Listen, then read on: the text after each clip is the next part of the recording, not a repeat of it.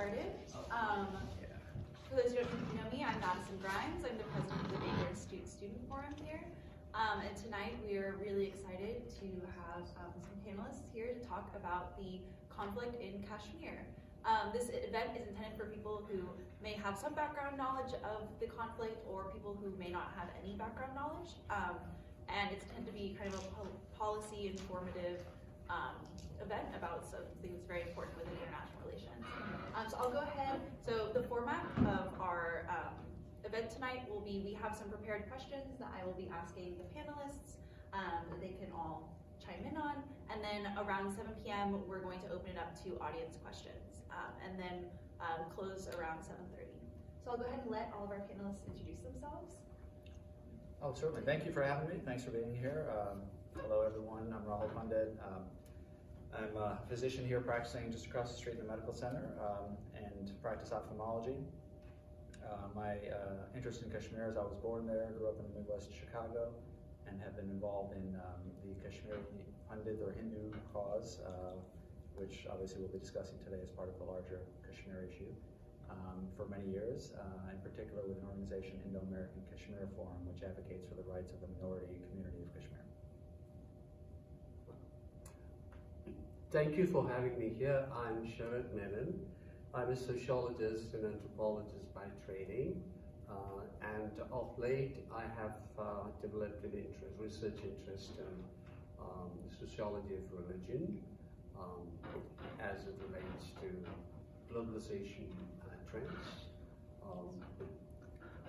My task here is only merely to take a sociological or theoretical angle and strictly a non-partisan, so I want to just move away from the region and then share with you some insights that I might have about the challenges faced by people in that part of the world. So thank you very much for having me here.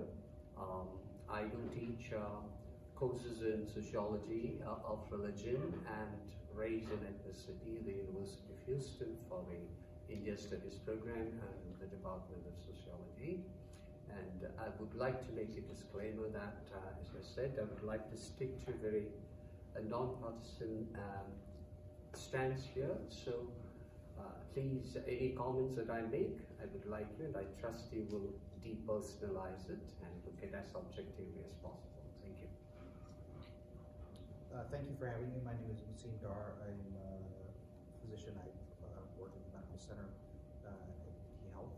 I was born in Kashmir and have been involved and active in the Kashmir issue from perhaps the completely opposite perspective as Dr. P for my entire life as well. I don't represent anyone officially, although I have worked on behalf of Standing with Kashmir and Americans for Kashmir, both of which are advocacy groups. Great. Well, thank you so much for being here. We really appreciate it. So the first question is kind of broad. It's what is the Kashmir conflict's historical, religious, and political context? More specifically, when did this conflict start, and why is Kashmir still a point of contention between India and Pakistan today?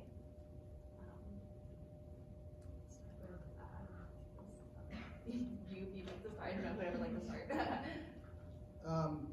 So the issue of Kashmir in the modern sense has always been defined as a question of dominion between two states which were previously part of the British Raj, which are now called India and Pakistan. In reality, the history of the Kashmir state under British colonialism goes back farther than that. It goes back to 1846. And if we look at the conditions of people living under the princely rule at that time, up until the questions of dominion, was pretty terrible. And so, for me, the issues of Kashmir have always been centered around human dignity, and the respect for persons. And that issue has come to further forefront in the last 70 years since partition, because the Kashmir is an internationally recognized disputed territory, which has UN resolutions that recognize that and recognize a right for political self-determination, which we can debate and discuss going further. So for me, the issue is centered around an international dispute of human rights that is recognized. And the notion that it is somehow a bilateral issue, an ethno-religious issue between Pakistan and its Muslim identity, or India as a Hindu nation, basically is not one that I would see it as.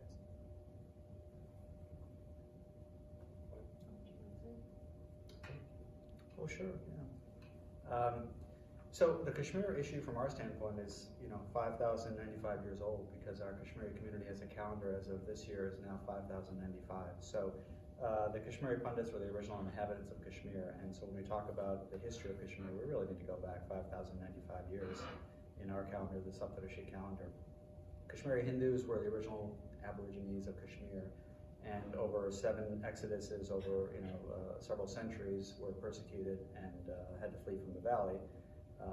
First one in 1389, then 1506, 1585 under Mughal rule, 1751 under Afghan rule, and then later on during the time of partition, and subsequent to that in the mid-80s, and then of course 89, 90 being the most recent and the largest exodus that's been in presence for 30 years. So the history is a little bit longer for us in our perspective. And I agree completely with Dr. Dar that it evolves really around human rights and dignity for the common Kashmiri, which includes all the minorities, in addition to the majority community.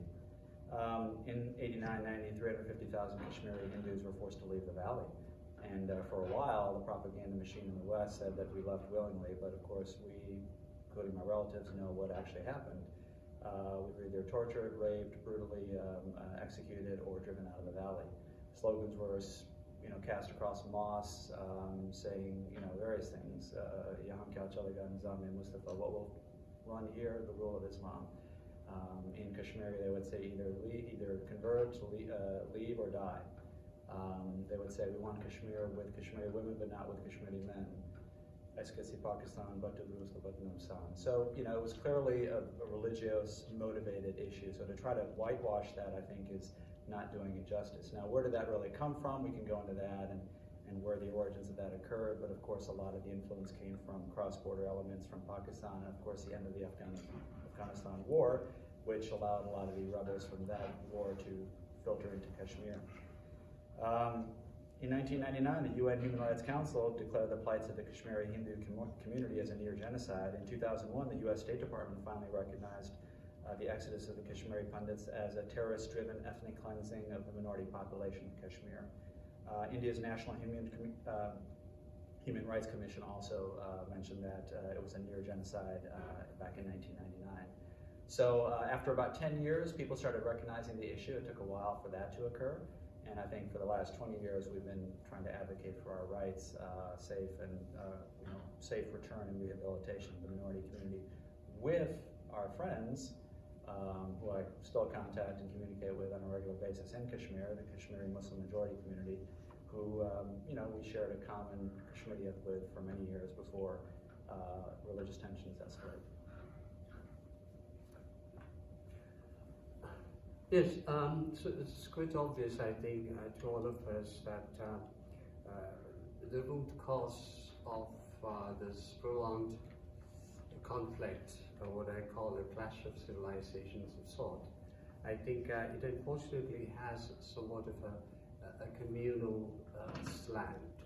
And so, sort of a middle ground, I would go at least as far back, like 1,000 years, when perhaps for the first time you actually see the confrontation, the encounter leading to confrontation between two incompatible sort of perspectives on human life or right to exist. Now, I'm not quite sure where we should trace these tendencies back to. We need to go beyond the sociological parameters and perhaps move into the social philosophical plane. and so not sure if I should go all the way back to, the heroic exploits of Gilgamesh, or come a little bit further and maybe talk a little bit about the Machiavellian adventurism.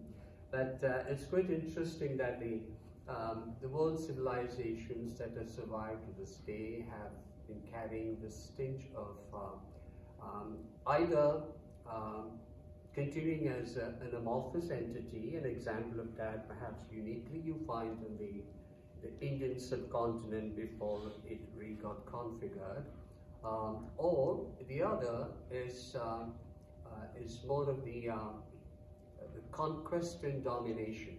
These two strains. One is of accommodation, tolerance, that live and let live.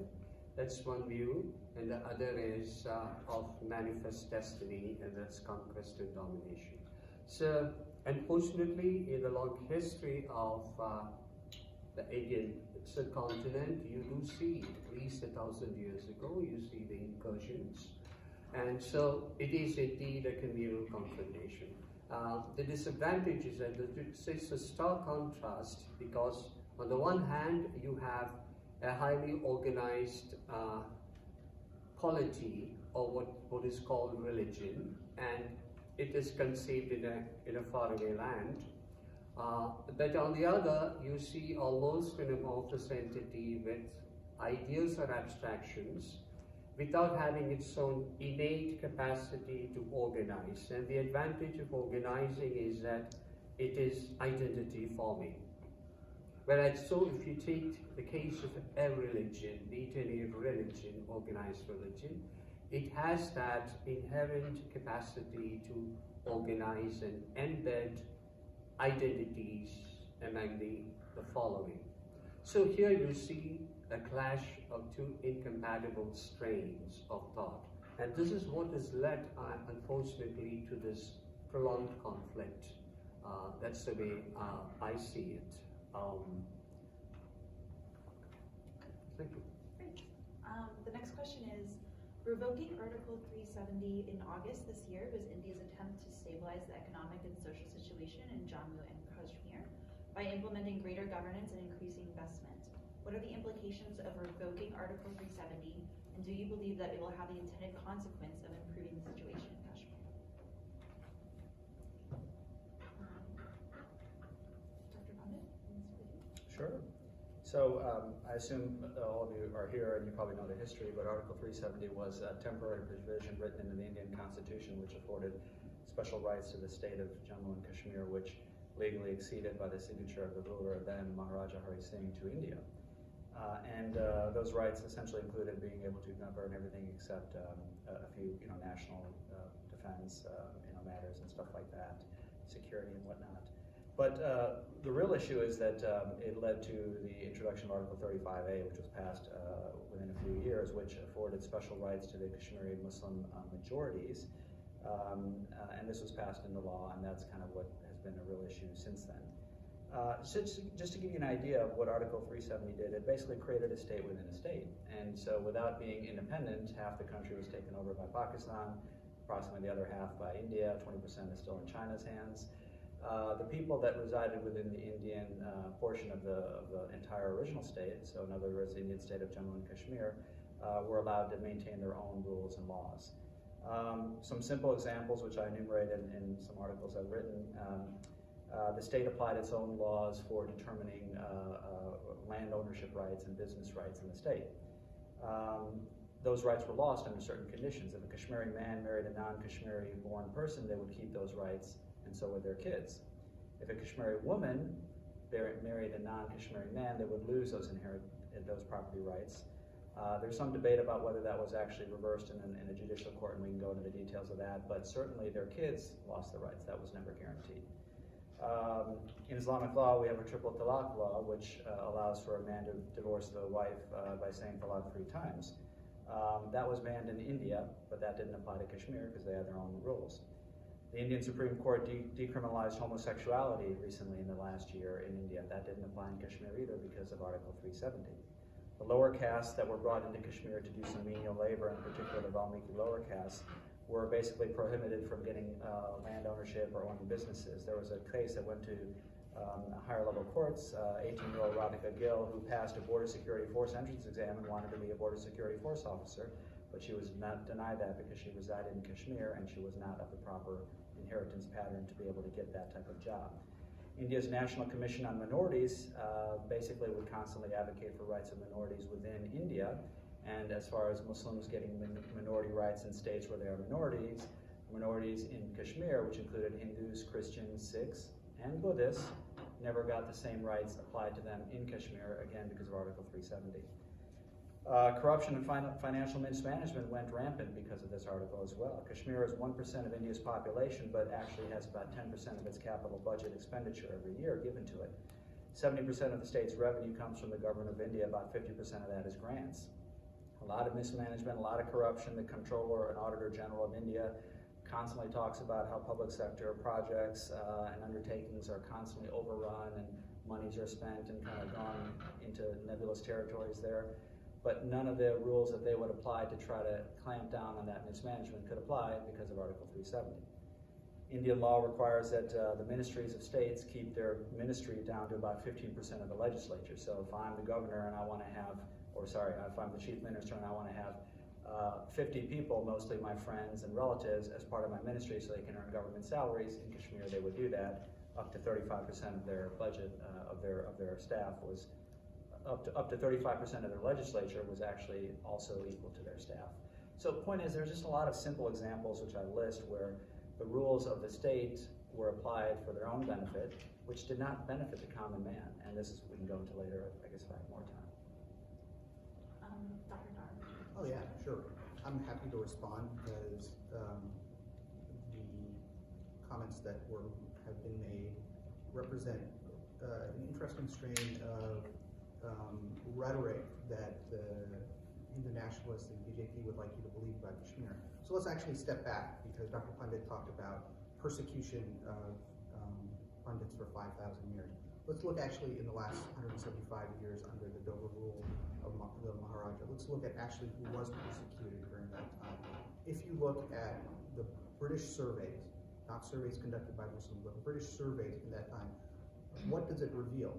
It reveals that the Maharaja primarily taxed all income on Muslims, prevented Muslims from actually slaughtering their own animals, such as chickens, and taxed them, taxed any of the products that they produced, taxed their land, and every survey conducted during British colonial rule demonstrates that Muslims were left illiterate, that they were not given any support by the state, and that in fact the administration of the Dover rule was primarily Pandit and non-Muslim. And in fact, let's look at the history of the state, right? After the instrument of accession is produced, or actually right before the instrument of accession is produced. Persecution, people who had to migrate. Let's talk about the people of Jammu. 61% majority Muslim state. 9 days before accession, what happens? Maharaja basically forces a death march of millions of Muslims from Jammu, and people have to flee the border, and independent documentation by the Indian Civil Service and the British that over 200 to 500,000 people are massacred at that time. So this notion that the instrument of accession is somehow legally justified is really quite funny. If you read Gopalswamy and Nehru's comments about Article 370, they constructed it as a framework to sort of legally make it okay for India to annex Kashmir while they were figuring out how to deal with it as an internationally disputed territory. And who goes to the UN in 1948? Nehru goes to the UN in 1948. And what does he demand? He demands that there be demilitarization and that the people of Kashmir be given a free and fair plebiscite impartially, right? Now, let's look at the history since partition, right? Let's look at the history since accession. Dr. Pandit would like to claim that all of the benefits of 370 and Article 35A were only given to majority Muslims. Let's look at the actual statistics, all right? Over 21% of all government positions were occupied by Pandits.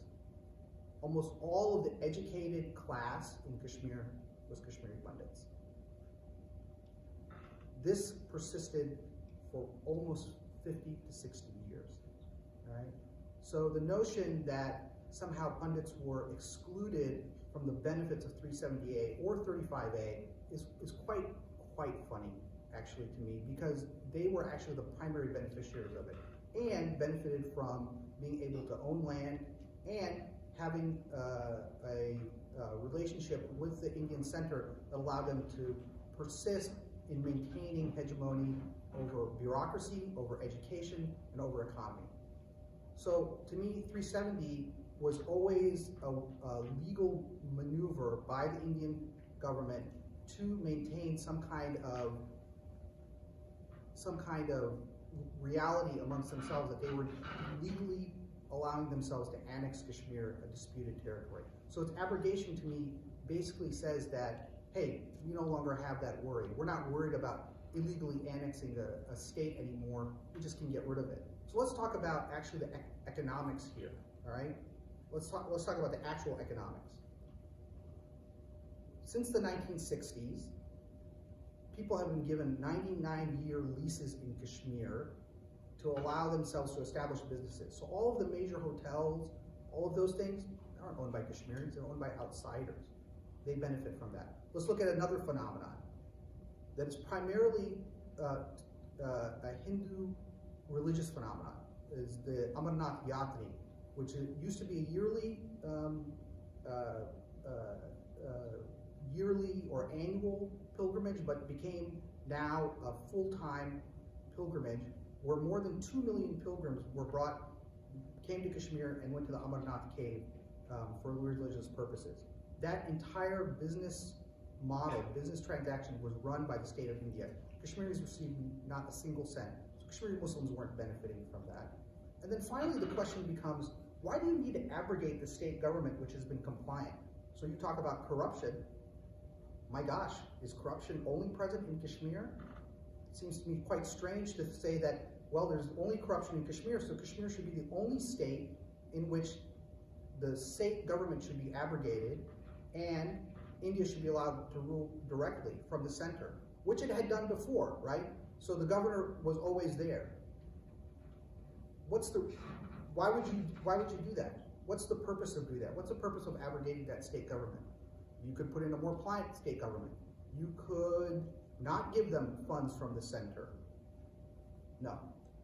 The basic reason to abrogate C-370, to create a union territory, is nothing more than creating demographic change so that the settler colonial notion that the BJP and the RSS have had since 2001, which was elucidated in their student conference, is essentially established. And if you look at the comments post-370 abrogation, what are the celebrations about? Dr. Pandit talks about triple talaq and women's rights and minority rights. Let's see what the scions of the BJP did.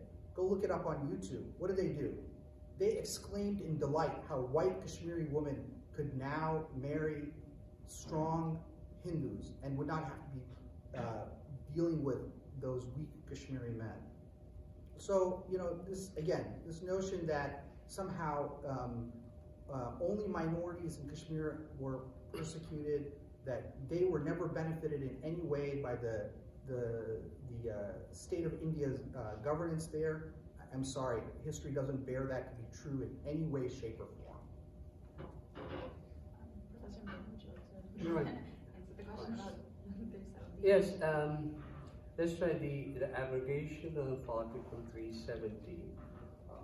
Looking at it from a social scientific angle, I see this as an attempt to integrate a region of India. So integration can certainly serve as a stabilizing force.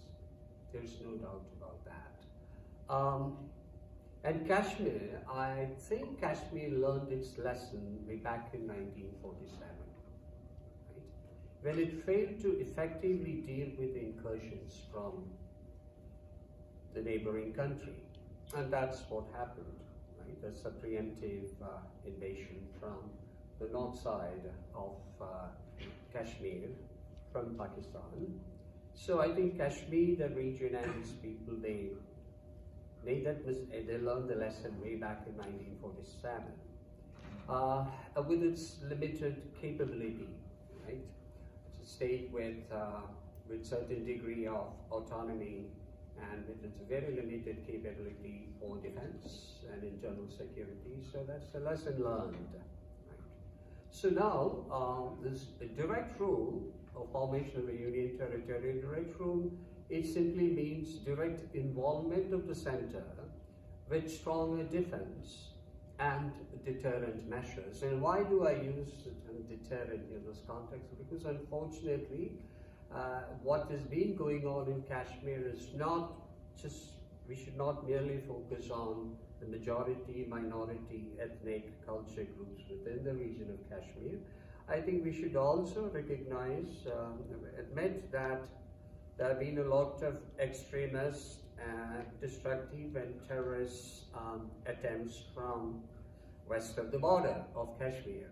So in that sense, this kind of integration, right, the application of 370 and incorporation of the region into India with this direct role arrangement, I think it is good for that region. It's a stabilizing force. And furthermore, with the abrogation of 370, if the border dispute effectively becomes strictly India's internal security matter. And that is good for all peoples, I would say peoples at different clusters, distinct groups, including people in Ladakh and other regions. It effectively becomes an internal security matter, and it eliminates thus any possibility of geopolitical compromise that is giving into international pressures. So I think it facilitates potential long-term resolution of its internal issues. So India can deal with its border challenges more effectively, more efficiently, and perhaps have greater measure of success. So yes, the abrogation of 370 is perhaps one of the good things that happened. So as you discussed some of these issues, you've mentioned some different communities and groups that are within the Kashmir region and also outside of the Kashmir region who have been affected by this conflict. And so, Professor Menon, I guess we can start with you again. Could you just clarify the key communities and groups that are affected by this conflict? Impacted by the Kashmir conflict. Oh, well, that includes all identifiable religious ethnic groups within the entire region, to include the majority Kashmiri Muslims, the Buddhist minorities, the Hindu minorities, mostly in the Jammu area, right? So,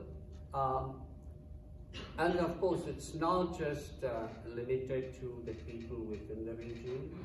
I think it has also impacted the people in the entire country of India as well as Pakistan, neighboring region. So we need to take a more sort of a comprehensive approach there. I mean, perhaps with different degrees of severity, but the economies of both nations have been impacted by it, and consequently the people, right? The citizens of both nations, yes.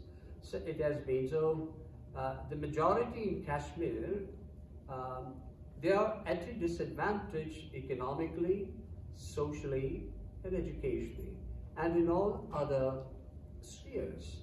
So accession to India would have been an ideal choice for all people within the state, right? And you know, with the Article 370 left in limbo, and that has actually forced some sort of a marginality or marginalization of different groups within the Kashmir region. So there are many nations as players involved in this also. They are also impacted obviously by they are actually in the field. That includes China, neighboring country of China, that is impacted, and the various religious communities, the extremists as well as the moderates, that is those who have religious identity, moderate Muslims in the country, they were also mostly negatively impacted by it. Right? The Buddhists and the Sikhs, and of course, women and sexual minorities, as it's become now quite obvious. Right? So the pre and post abrogation of 370 here, the fortunes, you can say, have been somewhat reversed for most players, right, with this. So the Pakistan occupied Kashmir cannot boast of a pleasant narrative since Pakistan's preemptive attack and its invasion in 1947. And then, contrary to popular global perception, I would say that the post abrogation of Article 70, I would say that contrary to a popular global perception, the long-term impact for all regions, including Pakistan and the religious majority minorities, I think that especially I would not focus on Pakistan, I think it can be potentially favorable. It can be favorable, that's the way I see it, but I would underscore the word can be potentially favorable. When extremists realize this futility of destructive activism in the region, then the flow of resources and support, including financial, from not so far away place. I mean, for this you have to go back into all the developments that occurred in the region, in Kashmir as well as west of the border in Pakistan. That is the involvement of some special interest groups from the Kingdom of Saudi Arabia, right? And the coincidence of the withdrawal of the Soviet Union troops from Afghanistan and what that led to, right? Flooding the streets and markets with certain weapons. So all of this have actually sort of aggravated the situation, including terrorism, and that eventually turned some parts of that whole region, South Asia, if I may mention Pakistan included, turning into a breeding ground and even a launch pad for destructive extremist or even terrorist activities. So with this new development, what I see is that here is a splendid opportunity. There is some hope for even Pakistan to actually move beyond the kind of situation or predicament that it has been for quite some time. That's what I mean by potentially favorable. And when extremists actually realize the futility of these destructive activism in the region, then the flow of resources find from even Saudi Arabia, where they have some pockets and groups of French groups with immense resources of extremism in religion, they may gradually fizzle out their impact. And this in turn can facilitate political stability and consequent economic development in the region, including Pakistan and Kashmir. And I do think that this is a plausible scenario for Pakistan and Kashmir. And aside from having an illusory sense of defeat in an emotionally charged combat, this abrogation of 370, it may turn out to be a blessing in disguise for that region. Thank you. We'll talk a little bit more about possible resolutions of the conflict in the next question, but I wanted to ask, how did you interpret the Howdy Modi event in the context of this conflict, and what are the possible implications of a stronger U.S.-Indian relations for Kashmir?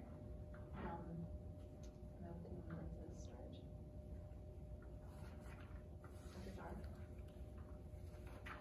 So, first, Spot stepping in. He fails to recognize that the Kashmiri people will never give up the notion of self-determination and the right to self-determination. So as much as he would like to center this issue in his own quote-unquote nonpartisan way as internal dynamic, as a Pakistan problem, as an ethno-religious problem, it's not. It's an issue of political rights and self-determination, and of human rights, which he has failed to mention again and again and again. So let's just say that, all right? Secondly, in regards to Howdy Modi, the context of Howdy Modi, some people would say it is sour grapes on the part of Kashmiris to be upset with Modi because he is the Prime Minister of India, he is the duly elected Prime Minister of India, but let's look at the context of what party he represents and what tradition he comes from, right? He is closely tied to Sangh organization, the RSS. That organization has very clear notions about what it means to be Indian, and that notion is very much centered on being Hindu. And if we look at the actions of the BJP government outside of the context of Kashmir, what we find is that they are very much about creating an ethnic and ethno-religious hierarchy in India. So let's talk about Assam, which is far from Kashmir. It has nothing to do with Kashmir. 1.4 million people were stripped of their citizenship there. What was the reason for their being stripped of their citizenship? Presumably because they could not show themselves to be truly Indian, because somehow they had migrated, but really it's because they were Muslim. Let's look at the other policies that the BJP government has been either supportive of or certainly indifferent to. Mob lynchings of Muslims, Gadvapsi, which is this notion of converting people back to Hinduism, or the notion that people can be slaughtered on the basis of presuming to somehow be carrying beef in their food. So there are numerous reports, and I would refer you to the report on Islamophobia in India, published by the Center for Islamophobia at Berkeley, that these are all policies which represent Hindu nationalism and fascism, right? So for me, Modi's abrogation of 370 is an extension of that, an extension of settler colonial philosophy and settler colonial policies in Kashmir. Their abrogation is not a question of, as our esteemed professor here puts it, some kind of benign rule from the center to improve conditions of Kashmiri people, but really is about demographic change and really is about creating a Hindu majority state there. So for me, Howdy Modi was really about protesting not just the notion of occupation of Kashmir, but really about resisting the rise of fascism and nationalism in what is supposed to be a secular democratic country. Thank you. Dr. Pandit, would you like to talk about that? Well, I think I would. So appreciate all the comments, and it's great discourse. I'll keep emotion out of it, but I will comment on a few things that Dr. Dar stated. First of all, our persecution was not for 5,000 years, because we lived peacefully for about 3,000 of that until Islamic invaders came in and persecuted us. So we'll change that fact around. The second thing is, I find it interesting that he talks more about Dogra rule for a large part of his conversation rather than focusing on the current regime and what's been going on since Dogra rule. One could always go back and forth. Well, Dogra rule was a rise for the Pandits and suppression of the Muslims, whereas the opposite was true for the past 800 years, and prior to that there was no conflict because there was only one religious group. So, you know, I'd like to focus on what's going on currently, which is the remainder of the talk there. So I found it difficult to understand whether he was for or against Nehru's decision and promotion of Article 370, and I found it difficult to understand whether he felt Pandits were for or against 370, because apparently we had so many good rights under 370, yet we are happy that it's gone. So there's a logical disconnect in a lot of what was stated there, and again, the course of this conversation is too short to go into the details and discuss everything in person right now, but happy to do so later. In general, what I will say is a couple of things. There are extreme views on both sides of the equation, no doubt. I do not support extreme views. I would hope that my colleague, Dr. Dar, would say the same thing. He quoted some people who were expressing extremely intolerant fervor over current decisions when we were just merely happy at what occurred with 370 and the fact that we might actually have the ability to return to our homes, which were forcibly taken from us. We have a wonderful Kashmiri Muslim who basically says in Kashmir, but translated below on Facebook, "When are you Kashmiri Pandits coming back to Kashmir? We at Kashmir are waiting for you with a butcher knife." So again, I think we could point out numerous examples of such extremism on this side. So rather than going into tit for tat, let's focus on the real issues and how they resolve, how they might lead to resolution of the situation. If human rights is important, I find it interesting that we're only talking about human rights in the Valley.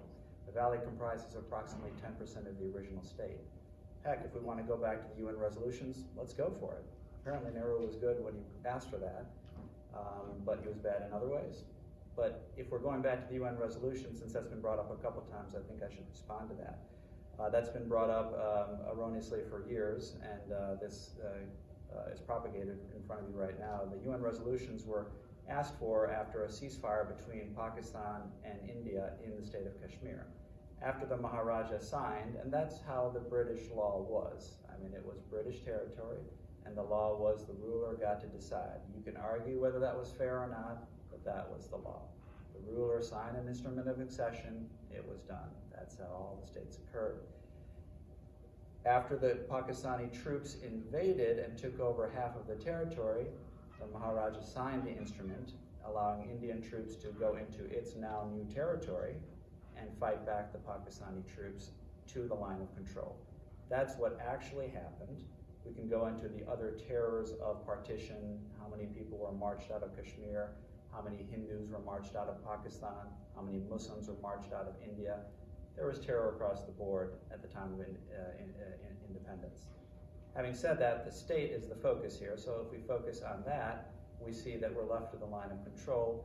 The sides went to the UN, asked for a resolution. The first condition set forth by the UN was that Pakistan would remove all of its troops from the state. They obviously never did that. So to talk about UN resolutions and a plebiscite, which was further down their list, is irrelevant. If you want to go back to that time, let's get everyone outside of not just Pakistan-occupied Kashmir, but the northern territories, because it's no longer called Gilgit and Baltistan anymore, they've completely lost their identity, get China out of its 20%, and then the second part of the resolution was India maintains enough troops to maintain security in that area. The UN never mandated that India completely withdraw itself. I think you need to look into why. Indian troops were supposed to be left there to maintain safety and security, and then a free will of the people would be ascertained. So if we want to go back to those conditions, by all means, let's do it. Let's get the free will from everyone, not just the small valley. If we look at the closest thing to free will in Kashmir, we can go back to a survey that was conducted by the British, who are traditionally not very favorable of our side, as we all know. The BBC has not been very favorable of our side in this dispute for years. But a survey was conducted back in 2010, and it was actually, I have a reference I can point you to, but it was a survey of 3,000 people from both sides of the line of control by a PhD, Robert Bradnock, who's at the Chatham House, which is a prominent London think tank. Interviewed 3,700 people from both sides of the line of control. So if we just get out of the valley, overall in the Indian portion of Kashmir, which includes more than just the valley, as we discussed, 43% were for independence. Okay, got it. It's not a majority, is it? On the Pakistan side, it was about 44%. In the valley, it was much greater. In the outside areas, it was much less. I have some videos, which I don't think we have time for, which we talk about the stakeholders. I didn't get to answer that question. What do the key communities think about the situation? Well, we talk about the Muslim community and the Pandit community, but we have Buddhists, Ladakhis. We have, of course, Christians and Sikhs. Sikh massacre occurred during Clinton's time. We have the Northern Territories, and I have a video which you guys can just look at YouTube later, showing a leader from the Gilgit and Baltistan territory condemning Pakistan, saying they're asking for free will in Kashmir. Well, Kashmir includes all of Kashmir, including Gilgit and Baltistan. So why don't you let us have a free will and decide what we want to do, if we want to truly stay with Pakistan or not. So again, and then we have a Ladakhi reference as well. So addressing a few of those issues, I won't get into the rest of it, but if we talk about how the government of India supposedly has a Hindu agenda, what's constantly put forth is, of course, propaganda we're used to. For 30 years there's been propaganda about our side of the story. And let's keep in mind where the propaganda comes from. People like Ghulam Nabi Fai, who was indicted by the FBI for basically propagandizing the issue for Pakistan by illegally lobbying in the US. His efforts were everywhere. When we would do a presentation of facts and figures in DC, he'd come back a week later with his propaganda. Anyway, he was jailed, now he's out free again. Who else carried forth this propaganda? Paul Manafort. I think we've all heard about him during the current time, right? He was with Manafort, Blackstone, and Kelly, where they were a multi-million-dollar lobbying firm that lobbied for Pakistan. And there's a great article I have referenced in my article showing how the roots of his propaganda started with all of his lies and false weapons deals he conducted for Pakistan as well. More propaganda was put forth right now. I'm not sure where the figure of 2 million Amarnath Yatris came from. Again, talking about that is beyond the scope of this issue. I would love to see a reference to 2 million people going on any yatra in Kashmir ever. If that was the case, boy, I'd be thrilled, but that never happened. So again, let's talk facts here and keep the emotionality out of it. We can agree to disagree on the resolution, but we can't disagree on facts. If we talk about Howdy Modi was a celebration of the leader in the world that's received the most democratically elected votes out of anyone in the history of the world. Over a majority of the eligible voters of India, which is the largest democracy in the world, voted for his government. So to condemn his government is condemning 600 million people in the subcontinent and greater.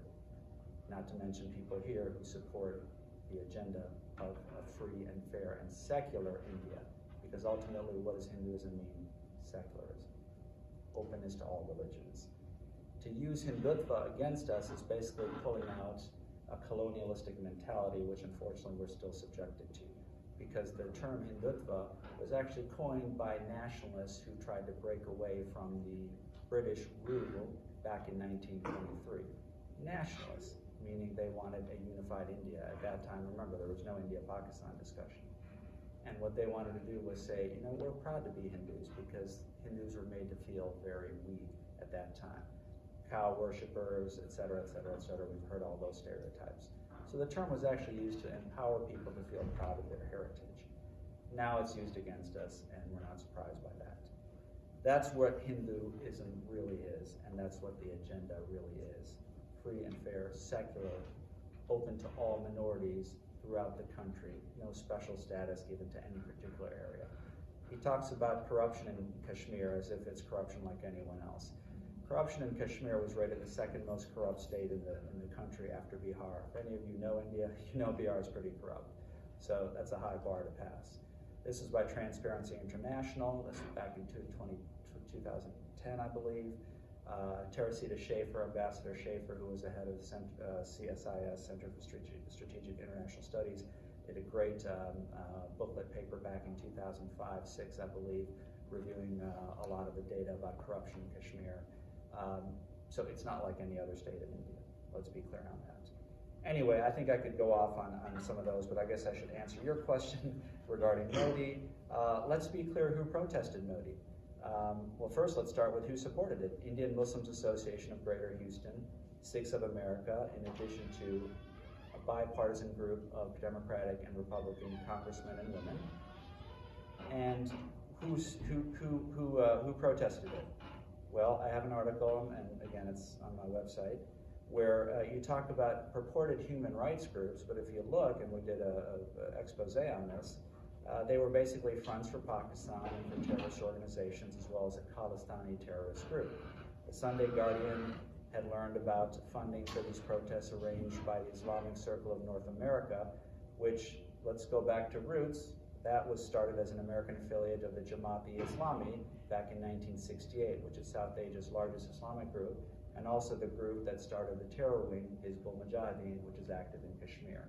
So if we want to call out religious groups that have a background in supporting terrorism, let's be clear on who's doing that. The Khalistani movement we're very familiar with is a violent movement advocating for a separate Punjab state, which includes the Punjab in India as well as the Punjab in Pakistan. So they're no friend to anyone, but they were also supporting this group as well. And the government of Pakistan actually was the front to the supposed human rights organization that put their banner on some of these protests. So again, it was a celebration of burgeoning ties between the world's largest democracy and the world's oldest democracy. It was a celebration that took 50,000 people to one arena. This was arguably the largest community-run event in this country ever. It was the largest event for any world leader in the world on American soil except for the Pope. Thank you very much. I have a final question, and then we'll move into audience questioning. It's just, do you believe that this conflict can be resolved, and if so, how and by whom? So Dr. Pandit mentioned that UN resolutions are no longer have any practical value. And what I would say to him is, let's demilitarize all of it. Let every single person who was under the British mandate of the territory of Kashmir as it was constructed, let them have a vote. And whatever they decide, they decide. But that's not what the Indian government wants. And frankly, I could care less what the Pakistani government wants. That's what the UN resolution says. And until that happens, I don't see any other way forward, because what has been clearly mentioned here is that these are internal matters of security of India, which they are not. And to make that comment basically, again, denies the human rights and dignity of the people of Kashmir. And that's the only way I see forward. You want to have a resolution, do it that way. It is, by its very face of it, is one which demands that there be de-escalation. You know, because this notion of bilateral discussion has been broached many times before and has fundamentally failed. And frankly, based on, again, our esteemed professor's comments, somehow this is supposed to make Pakistan more amenable to resolution of its border issues with India, when in fact, what have we seen? We've seen an escalation of rhetoric, right? So I'm not seeing it, and the only way I see it resolving is what has already been stated by me before.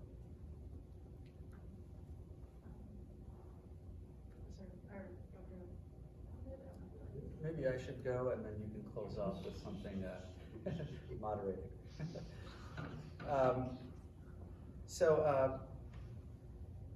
Number one, end terrorism once and for all. Number two, end terrorism once and for all. And number three, end terrorism once and for all. Then we can have a discussion. I think the U.S. could do a lot more to hit Pakistan with every incentive to fight terrorism. The fact that Osama bin Laden was under their soil and they claim to not know about it is dubious. UN sanctions, declare Pakistan a state sponsor of terrorism. If you don't take care of your filth, we will.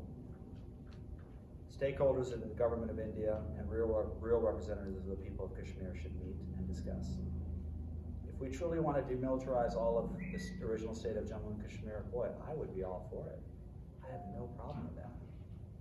Get back to the pre-1947 standards, great. Try kicking China out of their 20%, see what happens. Not even mentioning Pakistan leaving their portion. Continue encouraging and opening up to foreign investment and supporting that in the state. A lot can be done to build up the state because it's fallen under corruption. And you don't have to trust my words. Let me just take you a quote for, there's a journalist, a friend, Naz is the last name, I won't give his first name, because these guys always are a little fearful of what the pro-Pakistani terrorist groups will say or do if they're publicity gets out there too much.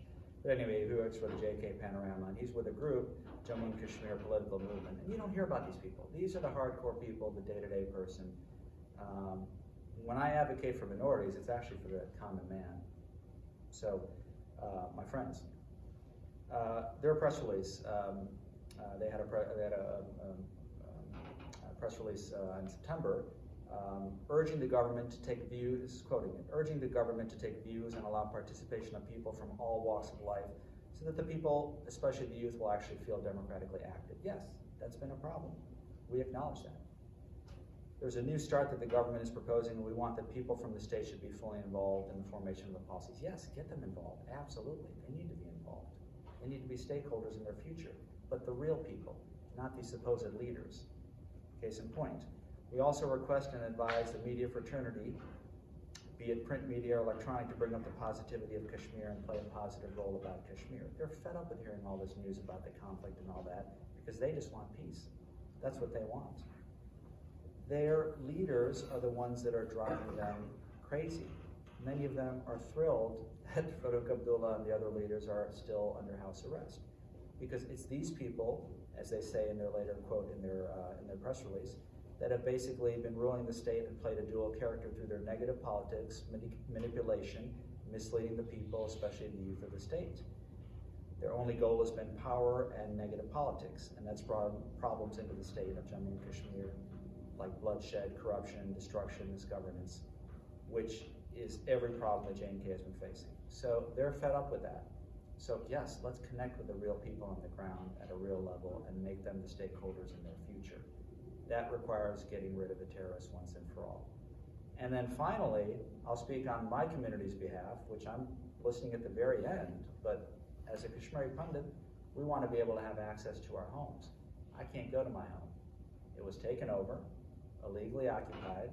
Many of my community members had forced sales, so their homes were basically forced to be sold. They couldn't go back in there and contest anything. Obviously, the courts were rigged against them. In the case of my home, it was basically blown up, so I can't go back there. I tried to go back there in 2005 and visit with the local, the local minister from that area. And for a while, they were just kind of hemming and hawing, and my Kashmir is not that great, so I couldn't understand what they were saying. And even the local minister finally, after 45 minutes, said, you know what, I don't feel safe taking you back there. I'm not sure I can guarantee your safety and security. I couldn't even see my home, or whatever was left of it.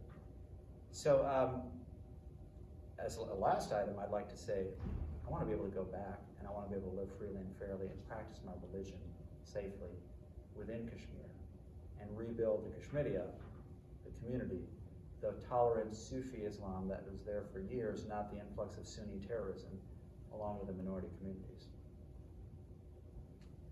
President, one final comment? Yes, okay. Well, I wish I have more time, but I touch upon many things, but I shall not.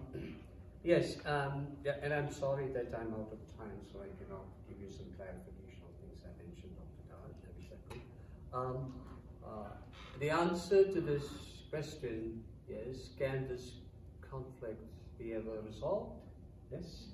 Well, the answer is yes, it can be resolved. Is it going to be easy? No, it is not going to be easy. But there are two variables that we must really examine, and they may be actually turning out in favor of global population. One is to have a clear understanding of the definition of one, secularism, and two, religion. I cannot say that that any one of the players in that region have been able to clearly define these terms for themselves. So we really need to look at the history of the origin and evolution of religion as an organized polity, as the institutionalization of beliefs. Right? And then you look at civilizations where you've historically seen an absence of that kind of an evolution. And that is also there. Let me be very frank with you. I could easily believe the post-religious European societies 20 or 30 years ago, it wasn't very hard for me. But I never imagined even for a moment that 30 years down the road, 95% of my students in the class would not raise their hands if I asked them if they were affiliated to any organized religion. That was unthinkable back then, but it is happening. So the winds of change that blew across Western Europe, it is blowing across this mighty continent too. Right. So here is what people must endeavor to do, to have a deeper understanding of the term religion. And what we are seeing as a global trend today is that it is moving away from organized religion to mode of individual inner journeys. For the lack of a better term, I would call it spirituality. Right? So that is a global trend which certainly can pave the way towards, as one of the ways in which the conflict and this tension can reduce. Now, why do I mention this? Because religion, organized religions, one of the functions of organized religion is to embed a core identity. And we need not pick any one religion for that. So those India saved, it sticks out as unique simply because there was never in the history of India an attempt to actually organize along religious identity. If it came about, for example, with reference to the event, the Howdy Modi event. Now, was it successful? Yes, by all measures it is very successful. What impact did it have on the people? Is it relevant to South Asians, Indians living in the United States? Very. The turnout was phenomenal. But why did this happen? Because again, it is the same, the formation of ethnic groups. That is another phenomenon we need to look at sociologically. So there